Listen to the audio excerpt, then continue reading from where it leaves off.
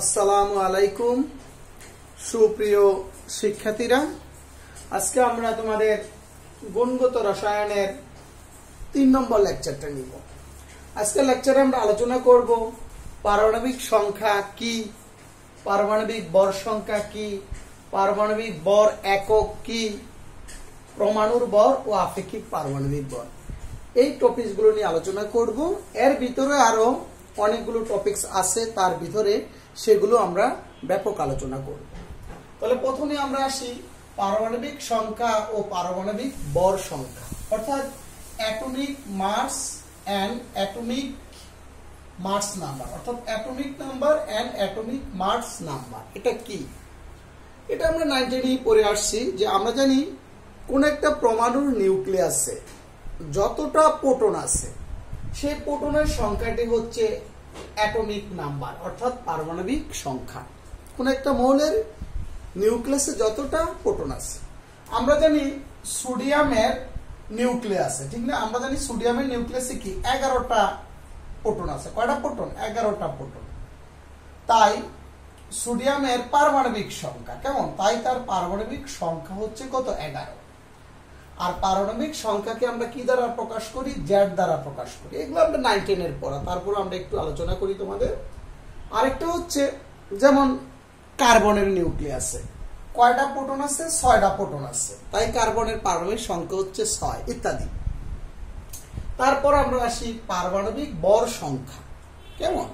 আমরা জানি কোন একটা পরমাণুর নিউক্লিয়াসের প্রোটন এবং নিউটন সংখ্যার যে যোগফল, এটাকে আমরা বলি পারমাণবিক ভর সংখ্যা। এটাকে আমরা নিউক্লিয়ন সংখ্যা বলে থাকি, অর্থাৎ কোন একটা পরমাণুর কেন্দ্রে প্রোটন এবং নিউটন সংখ্যার যোগফলই হচ্ছে ওই মৌলের পারমাণবিক ভর সংখ্যা। কেমন? তাকে কি দ্বারা প্রকাশ করা হয়? এ দ্বারা প্রকাশ করা হয়। কেমন? তাহলে পারমাণবিক ভরকে এ দ্বারা প্রকাশ করা হয়, অর্থাৎ এ সমান সমান হচ্ছে পি প্লাস এন। কেমন? এটা কিন্তু বিশেষ করে কোন একটা পরমাণুর ভর, প্রোটন সংখ্যা এবং নিউটন সংখ্যার সম্পর্ক বটে। কেমন? অনেক সময় আসে যে প্রোটন, নিউটন এবং ভর সংখ্যার মধ্যে কি সম্পর্ক, এই সম্পর্কটা, অর্থাৎ পারমাণবিক ভর সমান প্রোটন সংখ্যা প্লাস নিউটন সংখ্যা। কেমন? আচ্ছা, আমরা জানি যেমন সোডিয়ামের কথা যদি চিন্তা করি, কেমন সোডিয়ামের, আমরা জানি সোডিয়ামের কেন্দ্রে কেমন প্রোটন সংখ্যা হচ্ছে 11টা নিউক্লিয়াসে, এবং তার নিউটন সংখ্যা হচ্ছে আমরা জানি কত? নিউটন সংখ্যা হচ্ছে, দেখো আমরা জানি সোডিয়ামকে কিভাবে প্রকাশ করি, সোডিয়ামকে আমরা এইভাবে প্রকাশ করি 23। কেমন? তো আমরা জানি ভর সংখ্যা থেকে নিউটন সংখ্যা বিয়োগ দিলে কি পাই আমরা? সাধারণত ভর সংখ্যা থেকে নিউটন সংখ্যা বিয়োগ দিলে প্রোটন সংখ্যা পাই, আবার ভর সংখ্যা থেকে প্রোটন সংখ্যা বিয়োগ দিলে আমি নিউটন সংখ্যা পাই। তাহলে নিউটন কত? নিউটন হচ্ছে কত? 12। কেমন? তাহলে তার টোটাল অ্যাটমিক নাম্বার কত হবে? এ সমান সমান কত হবে? এ সমান সমান হবে 11 প্লাস 12, তো কত হবে? 23। কেমন? অর্থাৎ কোন একটা পরমাণুর কেন্দ্রের প্রোটন এবং নিউটন সংখ্যার যে যোগফল, এটাই হচ্ছে কি পারমাণবিক ভর সংখ্যা। আচ্ছা, তারপর আমরা এখান থেকে এই যে একটা সম্পর্ক দেখালাম তোমাদের, এ সমান সমান কত দিলাম আমরা? P plus N. দেখো এখান থেকে আমি এন বের করতে পারি। এ সমান সমান কি? পি এ মাইনাস কত? পি। অর্থাৎ কোন একটি পরমাণুর নিউটন সংখ্যা সমান এন হচ্ছে কি এখানে নিউটন সংখ্যা, অর্থাৎ ভর সংখ্যা থেকে তার প্রোটন সংখ্যা বিয়োগ দিলে আমরা কি পাবো? নিউটন সংখ্যা। এরকম অসংখ্য উদাহরণ আমরা দেখাইছি। কেমন? যেমন অক্সিজেন কত? 8 আর কত? 16। যদি বলি এখানে নিউটন সংখ্যা এন সমান সমান কত? 16 মাইনাস 8, তো কত হবে? 8। এভাবে আমরা এই সম্পর্ক থেকে আমরা কোন একটি পরমাণুর নিউটন সংখ্যা বের করতে পারি। কেমন? এগুলো জাস্ট তোমাদের 9-10 ধারণা। কেমন? ওকে। তারপর আরেকটা জিনিস, এটা তোমরা জানো যে মৌলের পারমাণবিক সংখ্যা, ভর সংখ্যা, চার্জ ও পরমাণুর সংখ্যা লেখার নিয়ম। কেমন? আমরা জানি একটা পরমাণুকে এভাবে প্রকাশ করি, ধরো এক্স একটা পরমাণু, এই যে ডান দিকে, বাম দিকে, নিচের দিকে জেড, এই জেড হচ্ছে মৌলের প্রোটন সংখ্যা। এই যে এই জেড হচ্ছে পারমাণবিক সংখ্যা বা প্রোটন সংখ্যা। আর উপরের কর্নারে কেমন বাম দিকে এই যে এ হচ্ছে পারমাণবিক ভর সংখ্যা। আর এই যে প্লাস মাইনাস এন, এটা হচ্ছে মৌলের চার্জ সংখ্যা। আর এন হচ্ছে কি? তার পরমাণুর সংখ্যা। যেমন আমি যদি একটা জিনিস দেখায় ধরো ম্যাগনেসিয়াম, কেমন ম্যাগনেসিয়াম, আমি যদি বলি ম্যাগনেসিয়ামের প্রোটন সংখ্যা 12, ধরো এটার চার্জ দিলাম +2 আর এটা দিলাম ধরো 24, কেমন, এটার ইনফরমেশন গুলো। আমি যদি বলি এখানে বর সংখ্যা A সমান কত 24, কেমন, তাহলে প্রোটন সংখ্যা কত, এই যে পারমাণবিক সংখ্যা যে কর্নারে এটা প্রোটন সংখ্যা, তাহলে প্রোটন সংখ্যাটা কত বলো তো, প্রোটন সংখ্যা হচ্ছে 12 বা পারমাণবিক সংখ্যা 12, আমি এটা জেডও বলতে পারি, কেমন, প্রোটন সংখ্যা বা পারমাণবিক সংখ্যা। তারপর যদি বলি আর নিউটন সংখ্যা কত হবে 24 মাইনাস কত 12, কেমন, যা হয়, অর্থাৎ তার প্রোটন সংখ্যা হচ্ছে 12। যদি বলি আর চার্জ সংখ্যা কত, চার্জ m সমান কত, তার চার্জ সংখ্যা হচ্ছে +2। যদি বলি তার n সমান 1, যেহেতু ডান দিকে কিছুই নাই, না থাকলে মনে মনে এটা কত দত্ত হয় 1 দত্ত হয়, কেমন। তো এইগুলো আমাদের 9 10 এ আমরা পড়ে আসছি, হয়তো তোমাদের এমসিকিউ আসতে পারে, যে কোনো একটা মৌল উঠিয়ে দিবে, বলবে আর নিউটন সংখ্যা কত বা এর প্রোটন সংখ্যা কত ইত্যাদি, একেবারে সহজ। এই ধরনের এমসিকিউ আসে পরীক্ষাতে, তবে এগুলো সবাই পারে, কেমন, একেবারে সহজ। তারপর আমরা যে জিনিসটা একটু জানবো সেটা হচ্ছে তোমার যৌগে, কেমন, যৌগে বা আয়নে, যৌগে বা যৌগমূলকে ইলেকট্রন সংখ্যা বের করার নিয়ম। ইলেকট্রন সংখ্যা কিভাবে বের করে, কেমন, যৌগে বা যৌগমূলকের ইলেকট্রন সংখ্যা নির্ণয়। এগুলো এমসিকিউর জন্য খুবই ইম্পর্টেন্ট, আসে পরীক্ষাতে। ধরো তোমাকে বললো কার্বন ডাই অক্সাইড, এখানে মোট কয়টা ইলেকট্রন আছে, তো দেখো কার্বনের পারমাণবিক সংখ্যা 6, তার ইলেকট্রন সংখ্যা 6, এটা আমরা জানি, কোন মৌলের পারমাণবিক সংখ্যা বা যতটা তার ইলেকট্রন সংখ্যা কি তত। তারপর অক্সিজেন, অক্সিজেন হচ্ছে পারমাণবিক সংখ্যা 8, তার ইলেকট্রন সংখ্যা কত 8 হবে, তো 8 ইনটু কত 2 হবে, কেমন, তো কত হয় 6 প্লাস কত 16, তাহলে টোটাল কত হয় 24। তো এভাবে আমরা যে কোনো একটা যৌগে কি করতে পারবো, তার ইলেকট্রন সংখ্যা বের করতে পারবো, কেমন। আচ্ছা, তারপর আমরা কি বের করতে পারবো, আমরা যদি বলে ধরো সালফার, এটা খুবই ইম্পর্টেন্ট, কয়েকবার পরীক্ষাতে আসছে যে সালফার ডাইঅক্সাইডে মোট ইলেকট্রন সংখ্যা কত, তো কিভাবে বের করব, সালফার হচ্ছে 16 পারমাণবিক সংখ্যা, তো 16, কেমন, তাই ইলেকট্রন সংখ্যা 16। অক্সিজেনের 8, কেমন, তো অক্সিজেনের পরমাণু সংখ্যা কত 4, আর আমরা জানি মাইনাস থাকলে ইলেকট্রন সংখ্যাটা যোগ হয়, আর প্লাস হলে ইলেকট্রন সংখ্যাটা কি হয় বিয়োগ হয়, তাহলে কত আসে হিসাব করে দেখো, এটা সম্ভবত 50, কেমন। তাহলে এভাবে আমরা যে কোনো যৌগে বা যৌগমূলকে কি বের করতে পারবো, আমরা ইলেকট্রন সংখ্যা হিসাব করতে পারবো। আরেকটা খুব ইম্পর্টেন্ট, এটার চেয়েও বেশি ইম্পর্টেন্ট, যে কোনো একটা যৌগে কিভাবে আমরা প্রোটন সংখ্যা বের করতে পারবো, কেমন। আচ্ছা, আমাকে যদি বলে প্রোটন সংখ্যা, তো সাধারণত কোন একটি মৌলের প্রোটন সংখ্যা বের করে আমরা জানি, বর সংখ্যা থেকে তার কি পারমাণবিক সংখ্যা বিয়োগ দিলেই প্রোটন সংখ্যা বের হয়। আচ্ছা, একটা অঙ্ক খুব ইম্পর্টেন্ট, এটা কয়েকবার বিভিন্ন ভার্সিটিতে আসছে। ধরো তোমার দিল ও, কেমন, 8 আর হচ্ছে ধরো দিল কত 16, বললো এত এর 15টি অণুতে নিউট্রন সংখ্যা নির্ণয় করো, নিউট্রন সংখ্যা নির্ণয় করো। ধরো তুমি 10 সেকেন্ডের ভিতরে অঙ্কটা করবা, কেমন, এত এর 15টি অণুতে নিউট্রন সংখ্যা নির্ণয় করো। অতএব আমি একবারে লিখে দিই, অতএব মোট নিউটন সংখ্যা, কেমন, মোট নিউটন সংখ্যা কত হবে, এ দেখো 16 মাইনাস 8 ইন্টু কত, অক্সিজেন কত 3টা, 3 দা গুণ দিব, কয়টা পরমাণু, কয়টা 15টি, এই দেখো। তাহলে এখান থেকে যা আসে আমাদের হয়ে গেল, অর্থাৎ 15টা না 360টা হবে হয়তো, তোমরা হিসাব করে দেখো। তাহলে এত কয়টা পরমাণু, দেখো এটা হচ্ছে কি একটা অক্সিজেন পরমাণুর নিউটন সংখ্যা, কেমন, একটা অক্সিজেন পরমাণুর নিউটন সংখ্যা, কারণ বর সংখ্যা থেকে প্রোটন সংখ্যা বিয়োগ দিব, নিউটন সংখ্যা একটা, তো এখানে পরমাণু কয়টা 3টা, 3 দিয়ে গুণ দিলাম। আর এত এর কয়টা 15টা অণুতে, তো 15টা গুণ দিব, ঠিক আছে, 15 গুণ দিলে আমরা মোট নিউটন সংখ্যা বের হয়ে যাবে, ঠিক আছে।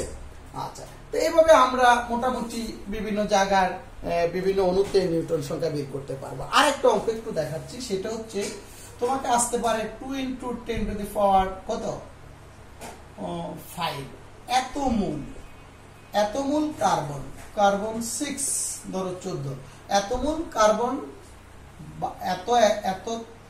এত মোল কার্বন পরমাণুতে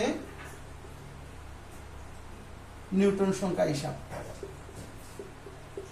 নিউটন সংখ্যা হিসাব, অর্থাৎ এত মোল কার্বন, কার্বন কত, কোন আইসোটোপ, 14 আইসোটোপের, কত কার্বন 14 আইসোটোপের পরমাণুতে নিউটন সংখ্যা হিসাব করো এতটুকু। কেমন, এত মোল কার্বন নিউটন সংখ্যা হিসাব করো। তো আমরা জানি 1 মোল, দেখো কিভাবে আমরা করব, যে 1 মোল সম্ভবত এটা 5, আচ্ছা আমি একটু ক্যালকুলেশন আমি করে রাখছি।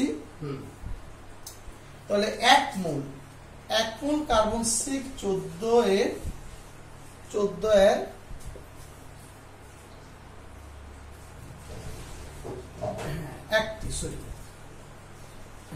একটি কার্বন এত এর নিউটন সংখ্যা, একটি এত এর পরমাণু নিউটন সংখ্যা। কেমন, নিউটন সংখ্যা একটি পরমাণু, কেমন, একটি এত এর পরমাণুর নিউটন সংখ্যা কত, 14 - 6 কত 8, অর্থাৎ একটা পরমাণুতে, অর্থাৎ কার্বন 12 আইসোটোপের একটা পরমাণুতে 8টা নিউটন আছে। তো এত মোলে কয়টা নিউটন আছে আমি কিভাবে বের করবো, দেখো হিসাব করে দেখাচ্ছি। তাহলে আমরা জানি 1 মোল কার্বন 14 এর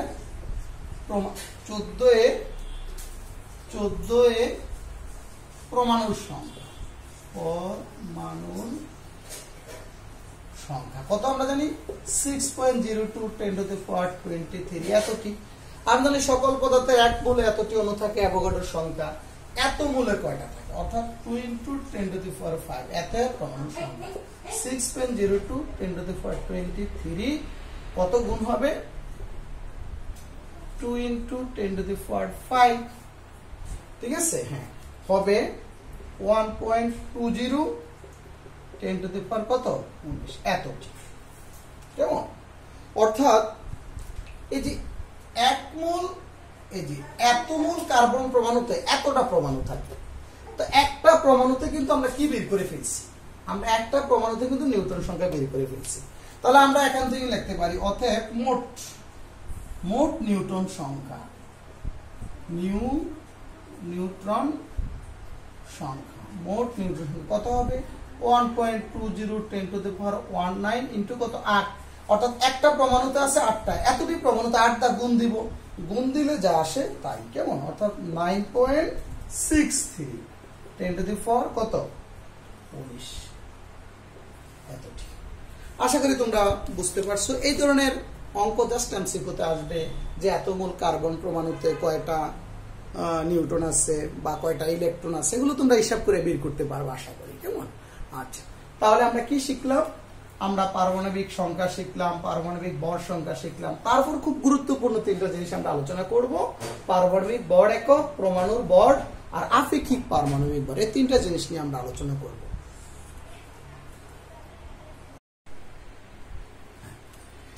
তাহলে দেখো আজকে আমরা লেকচারের সর্বশেষ যে 3টা টপিকস নিয়ে আলোচনা করব, একসাথে 3টা টপিকস আলোচনা করা হবে। সেটা হচ্ছে পারমাণবিক ভর একক অর্থাৎ AMU, আরেকটা হচ্ছে পরমাণুর ভর অর্থাৎ একটা পরমাণুর প্রকৃত ভর কত, কিভাবে নির্ণয় করা হয়। আরেকটা হচ্ছে আপেক্ষিক পারমাণবিক ভর কি জিনিস। আমরা 9-10 কিছুটা ধারণা পাইছি, তবে ওটুক হবে না, আমরা একটু ডিটেলস আলোচনা করব। যেমন বিশেষ করে আমরা জানি পরমাণু অনেক ছোট, যাদেরকে অণুবীক্ষণ যন্ত্রের সাহায্যে দেখা যায় না, তাহলে এদের বড় তো অনেক নগণ্য। যেমন দেখো হাইড্রোজেনের একটি পরমাণুর প্রকৃত ভর 1.673 10⁻24, কার্বনের কত অক্সিজেনের কত 2.65 10⁻23, কার্বনের কত 1.99 10⁻23 এত গ্রাম, অর্থাৎ অনেক নগণ্য।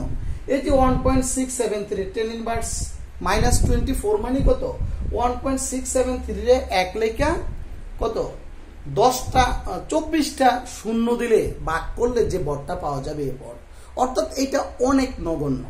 তাই বিভিন্ন হিসাব নিকেশের ক্ষেত্রে কিন্তু এই মানগুলো ব্যবহার করা সম্ভব না, কারণ এমন কোনো নীতি নাই যে নীতির সাহায্যে এদের ভর নির্ণয় করতে পারবো।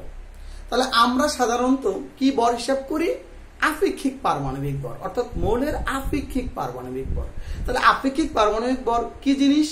অর্থাৎ আপেক্ষিক পারমাণবিক ভর হচ্ছে যে অর্থাৎ কোন একটা পরমাণুর ভরকে স্ট্যান্ডার্ড ধরে তার তুলনায় কোন একটি পরমাণু কত গুণ বাড়ি, সেটা হচ্ছে সেই মৌলের আপেক্ষিক পারমাণবিক ভর। তাহলে আমি তোমাদের সহজ করে দেখাই, যেমন কার্বনের আপেক্ষিক পারমাণবিক ভর কিভাবে হিসাব করা হলো, যে কার্বনের একটা পরমাণুর ভর কত 1.9910^23। এই একটা পরমাণুর ভরকে হাইড্রোজেনের পরমাণু দ্বারা ভাগ দিলে কত আসে? 12। তাহলে এটা কি বোঝায়? অর্থাৎ কার্বনের একটা পরমাণুর ভর হাইড্রোজেনের পরমাণুর তুলনায় কত গুণ? 12 গুণ বাড়ি। এইটা হচ্ছে কার্বনের আপেক্ষিক পারমাণবিক ভর। তাহলে কার্বনের আপেক্ষিক পারমাণবিক ভর বলতে কি বোঝায়? অর্থাৎ কার্বনের একটা পরমাণুর ভর হাইড্রোজেনের একটি পরমাণুর ভরের তুলনায় 12 গুণ বাড়ি। তো এইভাবে বিজ্ঞানীগণ বিশেষ করে হাইড্রোজেনকে স্ট্যান্ডার্ড হিসেবে ধরা হয়েছে, অক্সিজেনকে স্ট্যান্ডার্ড হিসেবে কেউ ধরে, বিভিন্ন বিজ্ঞানীরা মৌলের আপেক্ষিক পারমাণবিক ভর হিসাব করছে। কিভাবে? যেমন অক্সিজেনের যে কোনো একটি পরমাণুর ভর অক্সিজেনের একটি পরমাণু দিয়ে ভাগ দিলে যে ভরটা বের হয় এটি হচ্ছে ওই মৌলের আপেক্ষিক পারমাণবিক ভর। অর্থাৎ কোন একটি পরমাণুর ভর অক্সিজেনের একটি পরমাণুর তুলনায় কত গুণ বাড়ি, এইটাও সেই মৌলের আপেক্ষিক পারমাণবিক ভর। একইভাবে কার্বন ধরেও হিসাব করা হয়েছে। তাহলে সর্বসম্মতিক্রমে বিজ্ঞানীরা বর্তমানে অক্সিজেন এবং হাইড্রোজেন ব্যবহার একটু জটিল বিধায় যে কার্বনের সাহায্যে অর্থাৎ কার্বনকে স্ট্যান্ডার্ড ধরে। কিভাবে কার্বনকে স্ট্যান্ডার্ড ধরছে? অর্থাৎ কোন একটি মৌলের পরমাণুর ভর কার্বন 12 আইসোটোপ ভরের 12/1 তুলনায় কত গুণ বাড়ি, সেটা হচ্ছে সেই মৌলের আপেক্ষিক পারমাণবিক ভর। এটা আমি লেকচারের লাস্টে তোমাদের ডিটেলস দেখাবো, কেমন? আচ্ছা, তাহলে এই যে মৌলের প্রকৃত ভরটা এটা কিভাবে হিসাব করা হয়েছে? তো মৌলের প্রকৃত একটি পরমাণুর প্রকৃত ভর কিভাবে হিসাব করা হলো? অর্থাৎ একটা নির্দিষ্ট এককের সাথে তুলনা করে। অর্থাৎ কোন মৌলের আপেক্ষিক পারমাণবিক ভরকে একটা নির্দিষ্ট একক দ্বারা গুণ দিলেই সেই মৌলের প্রকৃত ভর পাওয়া যায়। যেমন দেখো, তাহলে পারমাণবিক ভর একক অর্থাৎ AMU কি জিনিস? দেখো যে AMU হচ্ছে কোন কার্বন 12, এই যে কার্বন, এটা কি বুঝেছে? কার্বন 12 আইসোটোপের একটি পরমাণুর ভর 12/1, অর্থাৎ কার্বন 12 আইসোটোপের একটি পরমাণুর ভরের 12/1 হচ্ছে AMU। অর্থাৎ একটি কার্বন পরমাণুর ভরের 12/1 হচ্ছে AMU। তাহলে আমরা এখান থেকে যে কার্বন 12 এর একটি পরমাণুর ভর কিভাবে হিসাব করা হয় একটু খেয়াল করো। সকল মৌলের ক্ষেত্রে একইভাবে হিসাব করা হয়। আমরা জানি 6.02 10⁻23 এতটি কার্বন 12 এর পরমাণুর ভর হচ্ছে কত? 12 গ্রাম। আমরা জানি সকল পদার্থের কি অ্যাভোগাড্রো সংখ্যাসূচক অণুর ভর হচ্ছে তার আপেক্ষিক পারমাণবিক ভর, অর্থাৎ তার 12 গ্রাম।